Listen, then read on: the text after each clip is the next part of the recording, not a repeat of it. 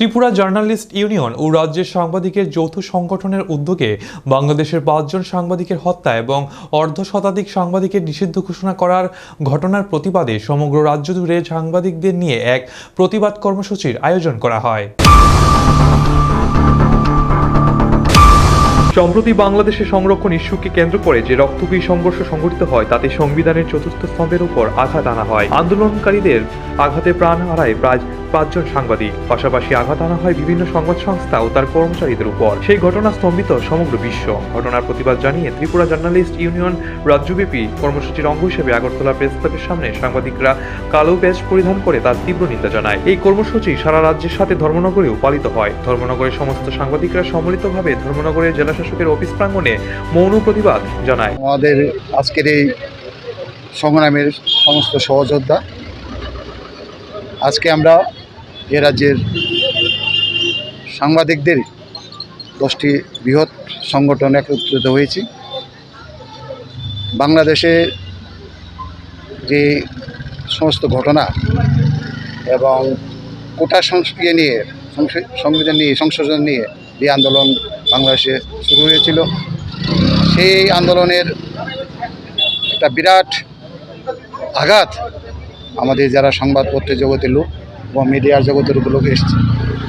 আপনারা জানাচ্ছেন ইতিমধ্যেই ৫ জন সাংবাদিক প্রাণ হারিয়েছে এবং অনেক সাংবাদিক আহত হয়েছে, গুলিবিদ্ধ হয়েছে এবং কালকেও এই ধরনের ঘটনা ঘটেছে এবং প্রায় ৫০ থেকে ৬০ জন সাংবাদিককে তাদেরকে নিষিদ্ধ করা হয়েছে।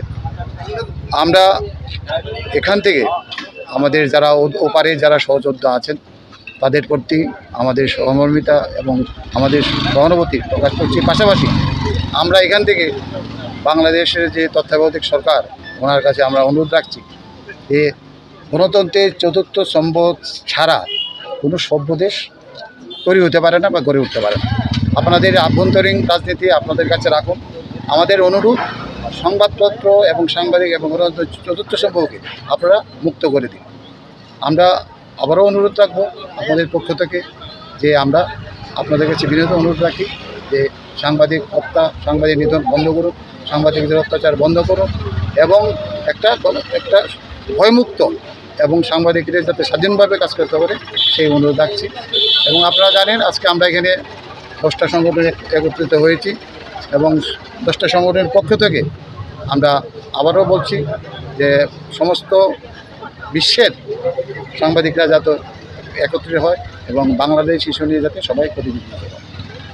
তদানুরূপ সোনামুড়া মহকুমায় প্রেস ক্লাবের সদস্যদের উপস্থিতিতে সোনামুড়া নগর এলাকায় নেতাজি মূর্তির পাদদেশে প্রতিবাদ কর্মসূচিতে সামিল হয়। এই দিনের কর্মসূচিতে উপস্থিত ছিলেন সংগঠনের রাজ্য কমিটির সদস্য মাহবুব আলম, জেলা সম্পাদক টুটন চৌধুরী, সোনামুড়া মহকুমার প্রবীণ সাংবাদিক শোভন চক্রবর্তী, নরেশ দাস, সঞ্জয় আচার্যী সহ সংগঠনের অন্যান্য সদস্যরা।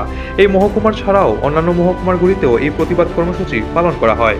নমস্কার, আপনারা সবাই জানেন বিগত 5ই আগস্ট আমাদের প্রতিবেশী রাষ্ট্র বাংলাদেশে কট্টরপন্থী জামাত ইসলাম এবং বিএনপি মদতপুষ্ট সংরক্ষণ ইস্যুকে সামনে নিয়ে যেভাবে স্টুডেন্টকে ময়দানে নামিয়ে দিয়ে হাসিনা একটা গণতান্ত্রিক পদ্ধতিতে নির্বাচিত হাসিনা সরকারকে পদত্যাগ করিয়ে যেভাবে বাংলাদেশে অরাজকতা সৃষ্টি করেছে ওরা, সেই অরাজকতা যে বর্বরতার আকার নিয়েছে, সেখানে আমাদের গোটা 5 সাংবাদিক নিহত হয়েছেন এবং গোটা 10 সাংবাদিক এখন পর্যন্ত আহত হয়েছেন এবং 51 জন সাংবাদিককে বাংলাদেশ প্রেস ক্লাব থেকে বহিষ্কার করার সিদ্ধান্ত নিয়েছেন।